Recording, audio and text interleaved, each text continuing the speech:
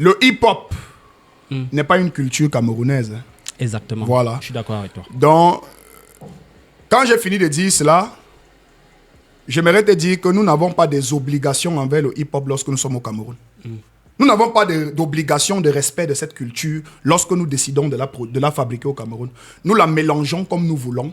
Nous pouvons mélanger du hip-hop avec du rythme Bentsikin, Bikuti, Mangambe, Asiko, Makossa, comme nous voulons. Faire même du hip-hop, de la trap mbole. C'est ça le Cameroun. C'est notre diversité. Donc, diversité, on fait de ça ce qu'on veut. Ce n'est pas une culture qu'on va venir dire que les rappeurs, comme si c'était pour nous. Non, c'est pour les Américains, ça ne nous concerne pas. Dites-moi que non, un chanteur de Makossa a commencé à s'habiller en mettant le string dehors. Là, il veut comprendre que non, celui-ci, il a insulté la culture camerounaise. Dites-moi qu'un artiste de Bentsikin a commencé à s'habiller avec les talons, les cos-cos de Mademoiselle, d'Enchele et tout ça. Je vais te dire que non. C'est quoi que tu fais avec la musique culturelle comme ça? C'est notre patrimoine. Le hip-hop n'est pas un patrimoine camerounais. Donc, du coup, on s'est retrouvé dans une société où ce hip-hop, des gars hardcore de l'époque qui étaient virils, qui l'ont fait pendant des années, des décennies, n'a rien produit. Ils n'ont formé personne. Ils n'ont pas assuré une certaine relève. Tous les enfants que vous voyez aujourd'hui ici, c'est des enfants qui se sont préfabriqués d'eux-mêmes. Certaines maisons de production ont récupéré. Ils ont sucé ce qu'ils avaient à sucer. Ils ont jeté. Les enfants là se sont retrouvés en train de s'autoproduire. Et quand ils s'autoproduisent, ils font ce qu'ils veulent. Ils sont libres. Un gars comme Kossi, il est libre de faire ce qu'il veut. Et puis après, il ne faudrait pas incultiser les gens. Bon, je ne sais pas si c'est français, mais il ne faudrait pas enlever la culture ou la connaissance chez les Camerounais. Déjà, il faut savoir que s'habiller est un art. S'habiller est un art. Ce n'est pas parce que quelqu'un met des talons que ça ne te plaît pas ou que c'est peut-être appréhendé dans ton environnement comme... Non, Miraldo. Non, je vais te dire. Te connaissant, ça me surprend plutôt ta position actuellement. Je vais te dire, je vais finir. Oui. J'en viens. Déjà, ce qu'il faut savoir, c'est que un artiste, c'est un fou. Celui qui fustige cet habillement, lui-même là, on n'aime pas son habillement. Quelque part. Mais il y a des fans qui adorent son habillement. Le fait d'être toujours en t-shirt, pantalon, jean avec une grosse chaîne. Il y a des gens qui apprécient ça, mais il y a des gens qui n'apprécient pas. La vérité, c'est que lui-même qui est un rappeur ne s'habille pas comme des rappeurs américains. Tu as déjà vu quand Busta Rhymes s'habille? Tu vois comment Busta Rhymes s'habille? Tu vois comment les Burna Boy s'habillent? Est-ce que Burna Boy, c'est pas un rappeur? C'est un rappeur, il fait de l'afrobeat, il fait du rap aussi. Est-ce que tu vois comment les Usher s'habillent? Tu vois comment les Jay-Z s'habillent? Tu vois comment Kanye West s'habille, non? Kanye West, c'est un malade mental. C'est un malade mental. Regarde, quand tu dis Kanye West, la première des choses qui vient à l'esprit de n'importe qui dans le monde, c'est la vulgarité vestimentaire. C'est son circuit qu'il a choisi. Ça traverse cela qu'il se fait identifier et que son esprit ne meurt jamais. Quand il voit que vous avez arrêté de parler de lui, il porte un carton comme ça, là, il dépose avec une grosse chaussure. Il fait les photos avec tout le monde en parle, on vilipende de ces photos-là. Donc s'habiller, c'est de l'art. Et du coup, un Stanley Eno qui met une talon au pied, pour moi, ne veut rien dire. C'est un artiste fou qui fait exactement ce qu'il veut. Il casse les codes, les codes vestimentaires. Il casse les codes de la mode. En fait, il ne casse même rien. Ils ne font rien de nouveau. Rien n'est caché sous le soleil. Les talons que Stanley et Kossi portent là ont été portés pour la toute première fois dans le monde par des hommes. Oui, faites des recherches. Les talons que Stanley et portent et Kossi ont été portés pour la toute première fois par des hommes. À l'époque, à l'Antiquité, c'est les hommes qui mettaient les talons. Renseignez-vous, on va vous dire. Maintenant, Miraldo. Maintenant, l'habillement, c'est que moi j'ai envie que vous posez donc à inviter Malox ici. Il faut l'inviter. Vous lui demandez qu'est-ce que le vêtement de Kossi ou de Stanley enlève comme substance de leur production. Ils sont camerounais. Ils n'ont pas une obligation envers le hip-hop. Ils ne l'ont pas. Parce que quand tu es africain, tu n'as pas une obligation envers le hip-hop. Tu prends le hip-hop. Au contraire, le hip-hop peut t'aider à faire tes placements de produits culturels camerounais. Miraldo, je vais me charger de l'avoir ici. Oui, il faut l'avoir ici. Il va te répondre. Est-ce que, Miraldo, à un moment donné, tu aimerais avoir ton fils de 12 ou 13 ans qui soit fan de Stanley Eno? Oui. Ou de, je ne sais pas moi, Kossi, oui, qui, oui, du jour au lendemain, va se retrouver à dire, papa, oui, voilà, j'aimerais tel ou tel habillement comme Stanley Eno. Est-ce que toi, en tant que père, tu vas pouvoir encaisser cela, de savoir que ton gamin peut porter une jupe, peut se mettre des talons, peut se faire une vision de femme sur son corps? Déjà, il faudra me rappeler ça. Les fêtes de fin d'année, donc à Noël, j'habille mes garçons comme des femmes avec le vêtement de Stanley pour l'un, le grand, et pour le plus petit, ça, le vêtement de Kossi. Non, mais je te dis la vérité. Tu as de blaguer. Écoute, à Noël, je vais faire habiller mes enfants comme Stanley Eno et comme Kossi. Pendant les grandes vacances, je vais faire habiller mes enfants comme Malox. Je vais les mettre des jeans de temps en temps avec des t-shirts et des colliers et des chaînes. Et les mettre même des lunettes. J'en fais tout le temps. C'est parce que mes enfants, je ne les publie pas dans les réseaux sociaux. Je fais ça tout le temps. Cela n'a rien à voir avec l'éducation qu'on prodigue à un enfant. Je vous ai dit tantôt ici que les talons... Non, comprends, je vais te dire. Tu vois les jupes. Les jupes ont été portées par les Anglais. Ça a été porté en Grande-Bretagne. Vous connaissez le vêtement qu'on appelle, le tissu qu'on appelle écossais? Vous avez déjà vu des Écossais s'habiller à l'époque? Je ne suis pas sûr. Les Écossais s'habillaient avec des paires comme celles que je porte là, des paires de talons, et avec des vêtements. Et à cette époque, on ne connaissait pas les histoires d'enchéléisme et autres. Vous pensez que si moi je vais éduquer mon enfant sur les affaires d'enchéléisme, je vais commencer par lui dire que ne t'habille pas comme Kossi, ne t'habille pas comme Stanley? Non. Stanley est un exemple de réussite au Cameroun dans la culture. Kossi est un exemple de réussite au Cameroun. C'est ça que je vends à mon fils. Pourquoi? Parce que l'Enchelé dans ce pays ne s'habille pas comme Stanley, ne s'habille pas comme Kossi. C'est là où il faut aller attaquer. Voilà où est le vrai sujet. L'Enchelé au Cameroun sont dans les bureaux. C'est des bureaucrates. Ils s'habillent en costume 3 pièces. Ils portent des costumes comme tout le monde. Ils sont virils, ils ont développé des muscles, ils vont en salle tous les jours. Ils sont avec nous tous les jours. Ils boivent le vin avec nous tous les jours et nous piègent à chaque fois. Ce qu'ils attendent, c'est qu'on se baisse un peu pour ramasser le savon et ils nous font ça en vrai. C'est vaselina. Bon, est-ce que tu ne penses pas que ces bureaucrates, Tchélé, ne se serviraient pas du domaine artistique, du domaine de l'art, pour envoyer des messages indirects aux plus jeunes? C'est possible. C'est possible. C'est pour ça que chaque parent doit être le Jack Bauer de son enfant. Parce que un être humain a 3 environnements dans lesquels il est éduqué. Il y a l'école, il y a la famille, et il y a là où il se trouve quand il n'est ni à l'école ni à la famille. J'ai dit 3. Il y a l'école, il y a la famille, et il y a l'environnement où il se retrouve en permanence quand il n'est pas à l'école et quand il n'est pas en famille. Donc chaque parent doit pouvoir éduquer son enfant. Pourquoi? Parce que il n'y a pas une loi. Peut-être sur le plan de la morale. Et ça encore même, je le préserve à quelques-uns de ceux qui se caractérisent comme des Africains, Bantous et autres. Mais le monde aujourd'hui est un monde ouvert. Il n'y a pas une loi qui interdirait à un artiste qui normalement est un libre penseur, qui normalement est un cinglé, un créateur, un fou. Il n'y a pas une loi qui existe qui va lui interdire de s'habiller avec ses cos-cos, avec ses hauts ouverts, avec la poitrine dehors.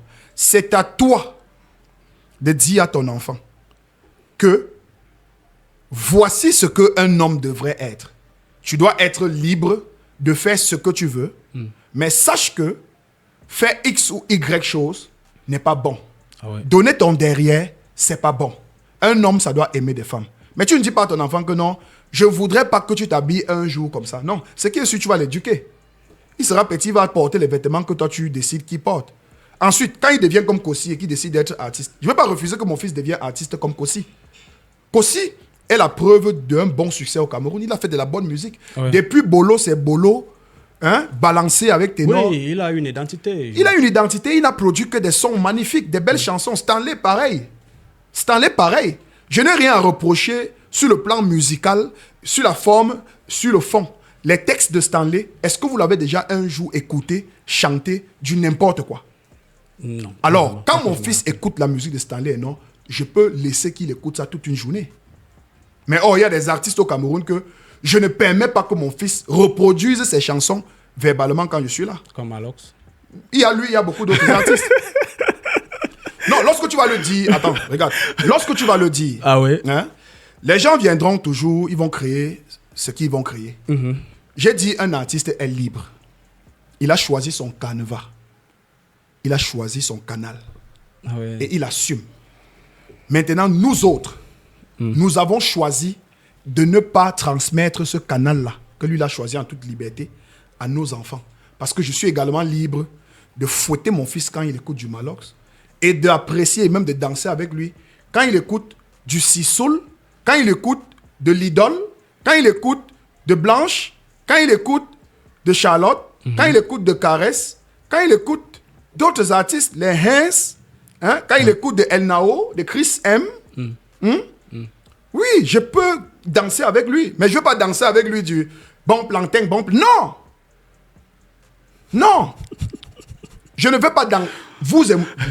Toi et moi, mon frère, est-ce que tu peux organiser une fête à la maison, tu es en train de danser avec tes enfants que tu as couchés, ils sont là?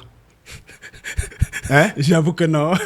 Alors, j'avoue que non. C'est une réalité. Ce n'est J'avoue pas... On ne va pas faire dans la langue... En tout cas, tu me connais, non? Oui. Moi, je ne fais pas dans la langue de bois. Je te dis ce que moi, je fais.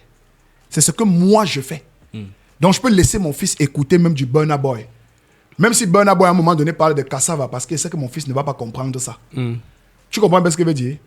Quand il dit Kodogo danse, Kodigorto, Anogoti de insolto, il ne va pas comprendre ça. Sauf s'il fait l'action anglophone à un certain âge. Ah ouais. Mais, le fait de Yorkse Pini, il va comprendre ça. Et il va commencer à répéter ça dans mon entourage. Les gens vont venir te rendre visite. Ton fils sera à la véranda en train de dire que... Tu veux qu'il prononce ça ici? Laisse tomber, Ferme un peu tes yeux. Ferme tes yeux. Tu avais des collègues de service, tu es chez toi à la maison, vous êtes en train de manger au petit salon. Les enfants sont en train de jouer à la véranda. Laisse tomber. Essaye de mimer une seule de ces chansons-là. Et que tes enfants, avec les autres enfants de tes collègues qui sont venus te rendre visite à la maison, et tes enfants sont en train de les enseigner ça dehors. Pendant qu'ils sont en train de faire ça, il y a un silence total au salon. Tes collègues lookam comme ça. Ils font comme ça. Ils te lookam. Ils lookam tanga comme ça. Ouais. Tu wanda. Donc à un moment donné, il faut cesser la langue de bois et dire la vérité. Mais après, chacun assume ce qu'il est. Ah ouais. Ah ouais. Comme moi, j'assume ce que je suis et ce que je dis. Au vu de tout ce qui vient d'être dit, moi j'ai compris ta position. Hein. J'ai compris ta position.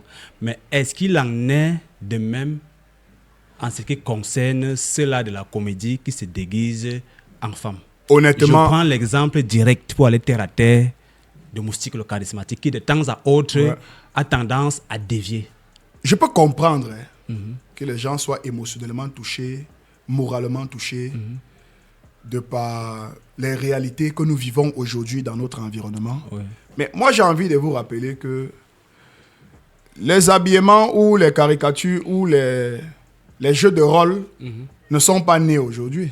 C'est tout simplement parce que nous sommes aujourd'hui à l'avènement de quelque chose de gravissime dans notre société que naturellement, lorsque tu fais des choses de ce genre, tu es catalogué.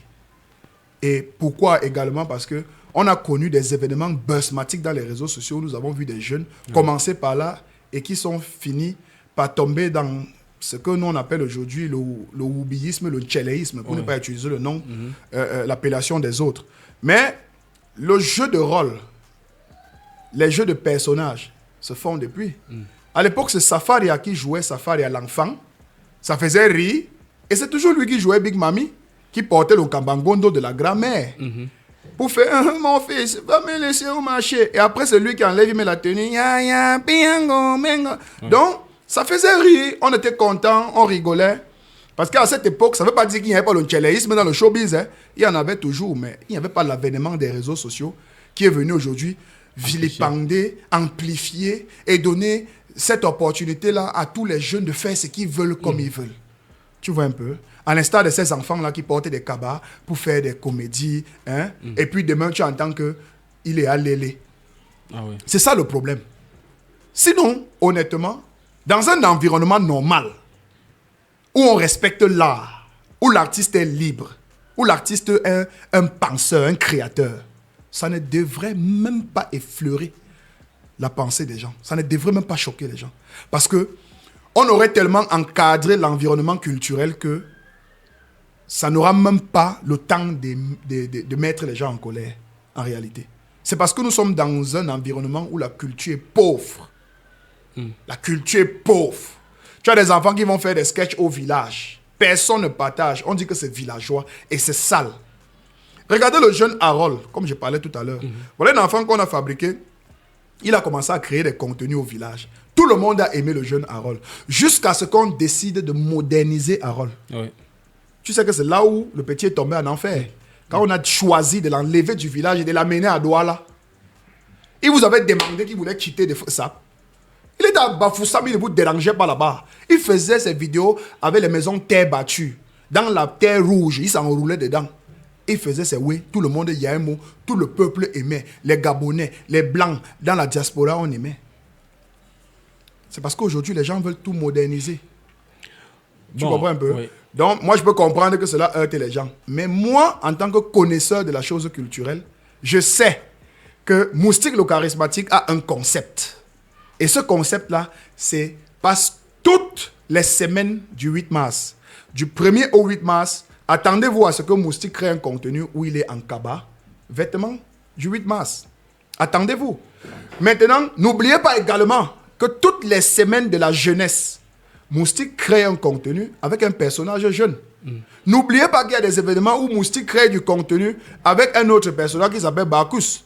Où il crée un contenu avec un soulard. Il crée un contenu avec X. C'est un artiste. C'est un artiste. Et il ne faudrait pas cataloguer les gens et leur prêter des noms tout simplement parce que votre voisin a porté la jupe et qu'il est parti, on lui a cassé le derrière. Donc je suis contre ça.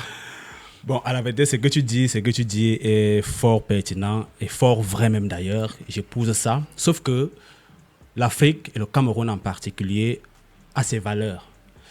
Lesquelles valeurs? Ce qui fait que... Frère, lesquelles valeurs? Ce qui fait que... Qui respecte les valeurs africaines? Lesquelles valeurs? Ce qui fait que on a du mal à avaler certaines pilules comme celle-là. N'avalez pas. Vous êtes d'abord là dans C'est votre compliqué. Afrique. Vous êtes dans une Afrique où ce sont des vieillards de 100 ans qui vous gouvernent. Vous avez des ministres qu'on ne remanie jamais dans votre environnement. Des gens qui sont là depuis que je suis né. Vous ne trouvez pas que c'est mauvais? Miraldo. Mais non, laisse-moi te dire quelque chose. Vous dites qu'on a des valeurs africaines. Vous êtes dans un continent où vous jeunes, moi jeune, toi et moi, Oui. regarde, toi et moi, nous sommes de la même tranche d'âge. On se fait gouverner par des personnes qui ont dépassé 80 ans. Miraldo. Tu veux fuir? Miraldo. Ok. Miraldo. Vous voulez parler des valeurs? Miraldo. Je t'écoute, mon frère.